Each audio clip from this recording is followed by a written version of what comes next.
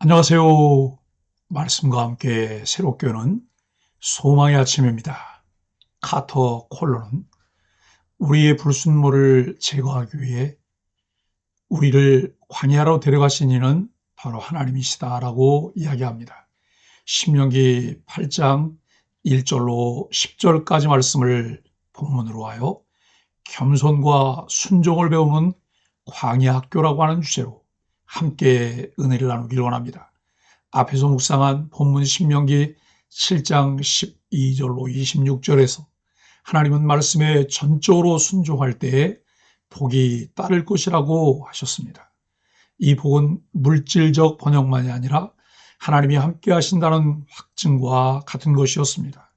하나님을 향한 전적인 신뢰와 순종이야말로 가나안의 위협과 유혹을 이겨내는 유일한 길이었습니다.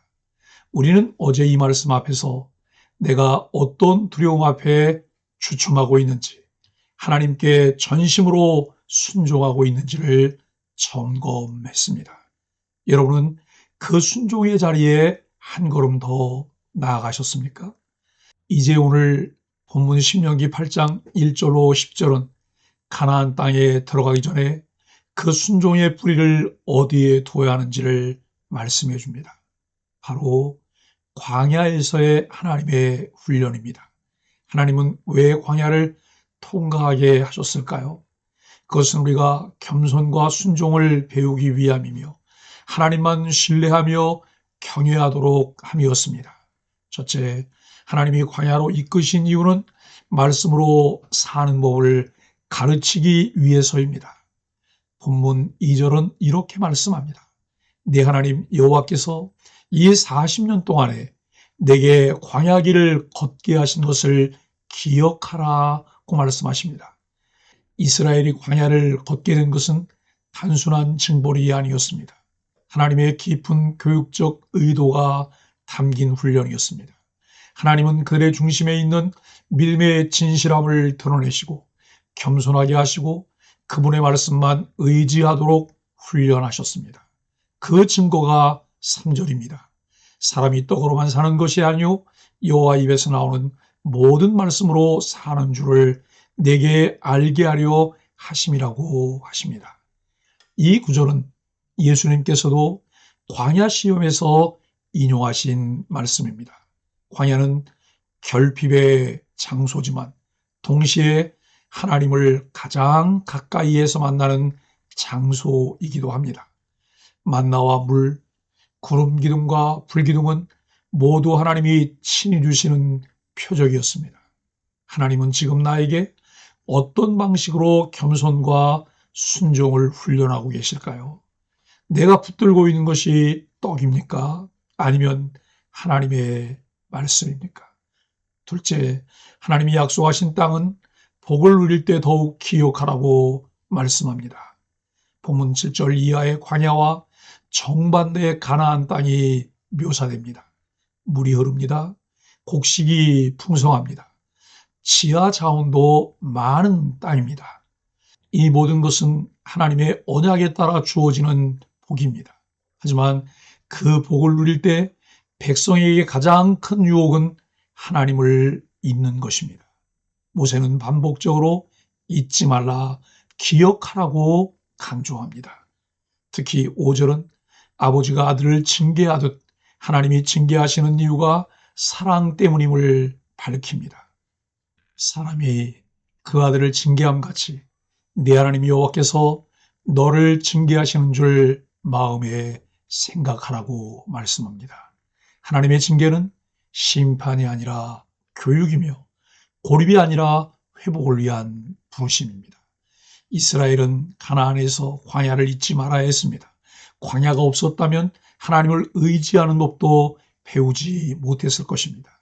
광야를 지날 때 원망과 불평이 아닌 범사에 감사하는 참 그리스도인의 모습을 배워야 합니다.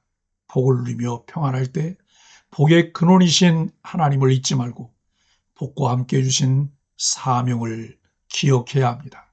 삶의 현장에서 만나는 불같은 시험들이 있지만 그 시험은 우리를 죽게 하려는 시험이 아니라 우리를 연단하시는 하나님의 훈련임을 알고 감사하며 견뎌내야 합니다. 하나님은 지금도 우리를 훈련하고 계십니다. 내가 겪는 광야는 어떤 때는 가정의 문제, 재정의 문제, 자녀의 문제, 관계의 아픔일 수 있습니다. 그러나 그 광야에서 하나님은 겸손과 순종을 가르치시며 하나님께 완전히 부착되어 있어야 한다고 하십니다. 그분의 광야 학교에서 말씀을 의지하는 법, 기억하며 찬송하는 법, 감사로 살아가는 법을 배우게 하십니다. 하나님은 단지 우리가 가나안에 들어가는 것만 바라보시는 분이 아닙니다. 이 땅에서 어떻게 살아갈 것인지, 누구를 기억할 것인지, 어떤 마음을 가질 것인지를 보시는 분입니다.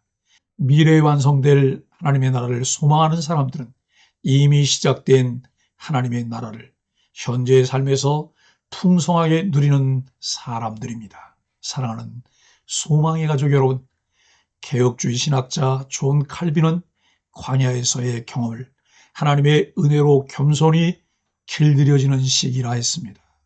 그는 기독교 강요에서 하나님은 우리를 고난의 불가마 속에 넣으심으로 진정한 겸손과 신뢰를 연단하신다고 말합니다. 즉 광야는 하나님의 부재가 아니라 하나님의 특별한 임재 속에서 우리를 다듬으시는 장소입니다. 헤르만 바빙크 역시 광야의 훈련을 하나님 나라 백성으로 세우는 신적 교육과정이라 했습니다. 겸손, 순종, 의존이라는 언약 백성의 정체성은 광야에서 형성된다는 것입니다. 이와 같은 관점에서 볼 때 오늘날 우리가 겪는 어려움과 불확실함 속에서도 하나님은 여전히 우리를 하나님의 사람으로 만들고 계십니다. 이 광야는 고통의 시간이 아니라 평화의 시간입니다.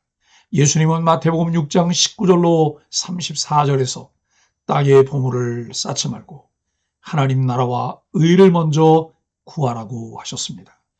하나님을 믿는 백성의 삶의 기준은 물질의 풍요가 아니라 하나님의 뜻에 순종하며 사는 것입니다. 너희 먼저 그의 나라와 그의 의를 구하라. 그리하면 이 모든 것을 너희에게 더하시리라고 말씀합니다.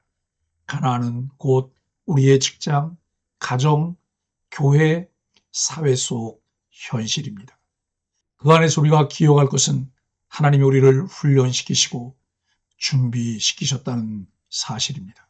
그러므로 우리가 광야에서 배운 겸손과 순종을 잊지 말고 오히려 풍요 속에서도 하나님의 말씀을 따르며 살아갈 때 하나님께서 약속하신 참된 복과 평강을 누릴 수 있습니다. 하나님 나라의 훈련장인 세상에 살면서 진짜 복의 본질이 무엇인지를 깨닫고 겸손과 순종함으로 하나님을 신뢰하며 경외하는 삶을 살아가는 소망의 가족들이 되기를 예수 그리스도 이름으로 간절히 축복합니다. 함께 기도하겠습니다. 하나님, 저의 광야 같은 인생 여정 속에서 주님의 훈련을 기쁨으로 받게 하여 주옵소서. 광야에서 배운 순종과 겸손을 결코 잊지 않고 부요함 중에도 하나님을 찬송하게 하여 주옵소서.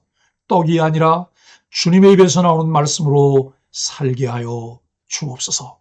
예수님의 이름으로 간절히 기도합니다. 아멘.